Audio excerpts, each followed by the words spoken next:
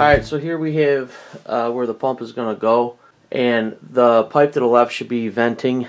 The pipe to the right is where it's going to exit out of. What we're going to do is that check valve right there in the center. I'm going to go in frame and show you guys. I'm going to try and stay out of the picture here, but right here you have, this is a check valve right here. So we're going to break this open.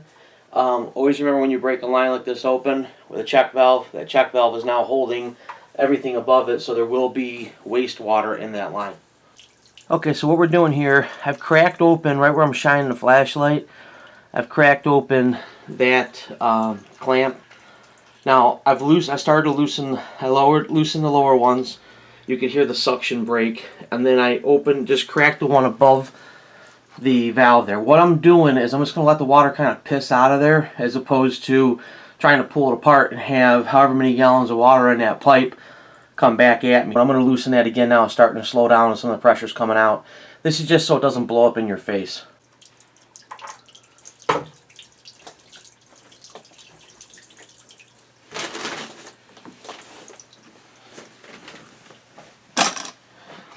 I put a little plastic down in front of it to protect the carpeting in front, and I'm letting it drain onto the top of the lid of the well, and I've loosened the lid up so the water can drain kind of back into the well rather than get all over the place.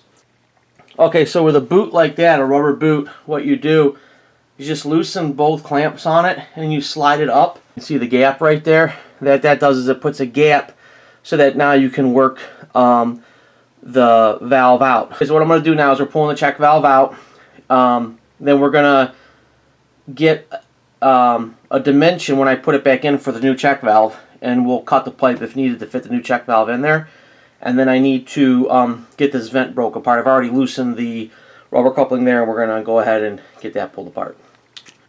So this one here I have to bring up, and you can see there's some stuff on the pipe. So what I'm going to do is clean it off with a towel or a rag, and then actually I'm just going to use a little bit of soap as a lubricant to help me bring it up. A little bit of dish soap works just fine.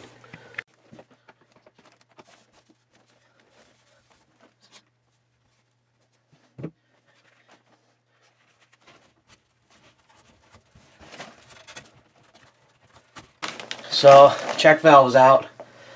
You can see how that works. It's got that stop in there, flaps open. The new one will hopefully be a lot quieter than this one was. Alright, so here I got it out.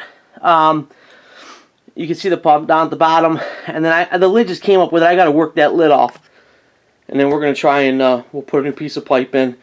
That's your basic setup. You'll have a pump like that with a pipe off of it, and just run the plug should be pre-wired in whatever pump you buy usually, and it'll come up and you feed it through the lid and then into a dedicated outlet over there for the for your sump pump or for your sewage pump. Okay, so I've got the pump ready to go in.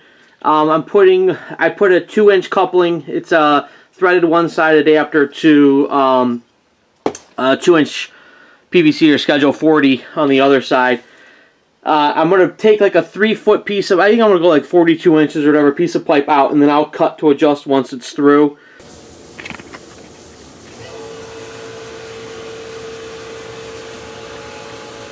So there it is running. Look how quiet that valve is. You hear nothing. It just settles in. That's a beautiful thing. The old check valve had a real loud bang to it. That's super quiet. So I'm very impressed with this product so far. I need to do some final wipe down, get the joint compound stuff off there, and just kind of clean it up here. But this is in and installed. One thing to make note of is you gotta make room for the float ball, and I'm gonna come in here and kind of show you what I'm talking about. So what happens is, inside there where the pump is, there's that float ball. Just pretend my fist is a float ball that hang, and I got the pump like where my leg is right here, and it kind of hangs in that arm. So it's in the down position, and as it fills up, it rises up, pump turns on, and it comes back down again. You got to make sure you have clearance around that, and give yourself a little bit of clearance so some toilet paper or something wouldn't lodge in there. Because what it does, when I first put it in, it's kind of tight right here. You don't have a lot of room to work with when you're putting the plate on and everything. And I put it in, and it ran continuously. So I realized the float ball was wedged up, lifted it up, kind of spun it a little bit, and it dropped down. Everything seemed okay, but it was still catching. So I actually had to do almost a reset of the pump to make sure that float ball had a lot total free movement. Just wanted to bring attention to that. That was the only negative thing I've seen with this. Right now it's running awesome. The pump is very quiet. Seems like it's got a ton of power to it. It's throwing everything, and this quiet valve, I'm super impressed with this so far. Unbelievable difference between the two check valves. So, alright guys, hope this helps, and I'll see you in the next video.